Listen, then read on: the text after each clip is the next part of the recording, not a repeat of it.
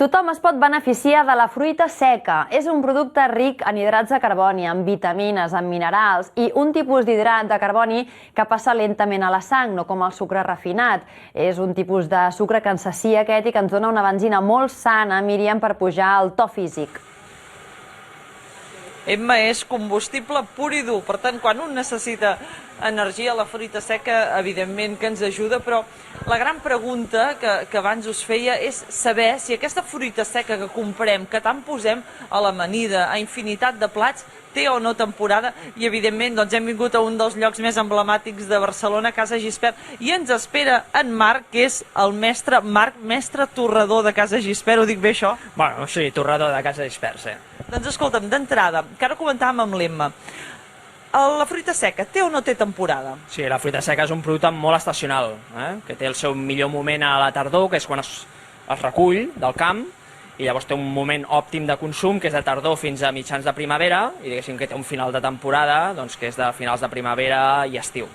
O sigui que si ara mateix la gent es pregunta d'on li ve la fruita seca, d'on te ve ara la que podem comprar, per exemple, aquí a Casa Gispert? Doncs l'ametlla ve de Lleida, l'avellana ve de Tarragona, tot i que també en cultivem a prop de Granollers, els pinyons venen de Girona, les nous venen de Tarragona i de la Franja de Ponent, intentem que tot sigui producte del país. I escolta'm, sempre busquem també la relació amb el temps, amb el clima.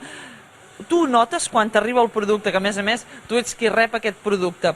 Depenent del temps que ha fet, la fruita seca ho nota això? Et refereixes a depenent de l'època, de l'estació? Em refereixo a l'estació i també, per exemple, si és un any que ha plogut molt o és un any que ha fet molta calor, això ho nota, la fruita seca? No tant, no tant. Jo noto sobretot quan és l'estació, diguéssim. A l'estiu doncs, l'avellana i l'ametlla estan més seques i per tant a l'hora de torrar es nota molt. Això sí que ho notem molt. Això t'anava a dir, com ho notes a l'hora de torrar? Perquè també, clar, no és allò amb màquines com a moltes grans empreses, sinó que aquí ho torres allò, el mètode tradicional d'entrada. Com ho pots notar i com ho fas? A veure, clar, la indústria torra doncs, amb aire calent, amb gas. Nosaltres torrem amb fusta d'alzina, que és totalment artesà, i per tant implica el foc, i el foc fa que cada dia sigui una història diferent. I implica també un domini del foc, un control del foc. Doncs escolta'm, ara el que volem és veure una mica exactament com funciona aquest, perquè això en podem dir forn, com n'anomeneu? És un forn de disseny, en diuen disseny romà, perquè el foc, com veureu, us l'obro un moment, com veureu el foc està a la dreta, no està ni a sota, i les flames no arriben mai a contactar amb el cilindre. Ara estem torrant festucs. Perquè, Marc, el cilindre, què hi ha en el cilindre? Ara hi ha festucs, el que en diuen pistatxos també. Ara, veus, traiem el cilindre de dins i ara el que hem de fer és provar-ho. Com que treballem amb foc, doncs bé, cada dia pot ser que trigui una mica més, una mica menys. El que has d'anar mirant és que el foc sigui uniforme sempre, que es mantingui una flama, que la flama no baixi, ni que se't dispari tampoc, perquè si no se't podria cremar. Deies que la flama, clar, evidentment el que no ha de fer és tocar-nos el cilindre. Sí. És un forn que sona, és un torrat per temperatura, no per foc. Llavors el que volem és que el forn agafi temperatura perquè la fruita seca es vagi torrant a poc a poc. I aquí podeu veure, són festucs, aquests són festucs del país, els torrem amb fusta d'alzina i no hi posem sal nosaltres en aquest cas. Ara fas la cata? Jo l'haig de provar, estic menjant tot el dia fruita seca, encara que no ho sembli. Home, energia deus anar sobrat, també t'ho dic ara, Sí, també diuen que menjar fruita seca, últimament els científics diuen que no engreixa. Doncs goita... Veus, jo ja noto que comença a estar fet, però que encara li falta un punt. El color, aviam, goita, ensenyem-lo. Sí, el color és un verd trencat. Cuiteu el color? És un verd trencat, però encara ha d'agafar una tonalitat una mica més dauradeta. Es nota molt, cada fruita seca té el seu secret. En el cas del festuc, doncs ho noto quan agafo el festuc i el tanco al puny. Si la closca em crema molt, vol dir que ja està al punt. No em caldria gairebé ni provar-lo.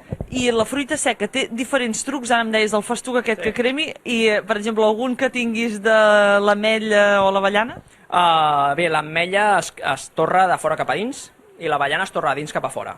Llavors l'avellana, per exemple, la trenco per la meitat i miro el forat que hi ha dins de l'avellana, miro la gradació de color i miro també si està cruixent.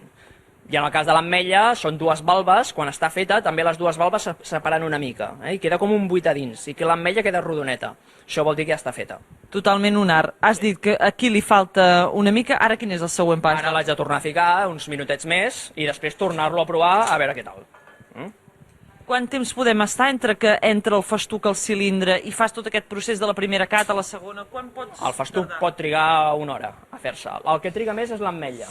I a més l'ametlla precisa, a més d'abans de ficar-la dins el forn, fer-li un bany amb aigua.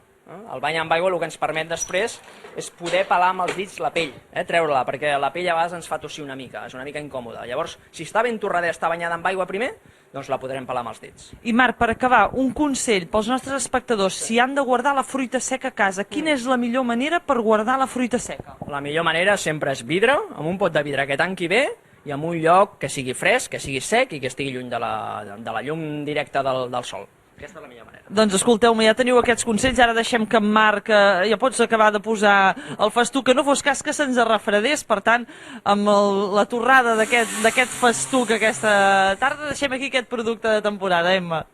Molt rebé, tot un mestre, el Marc. Gràcies, Míriam i Carlos.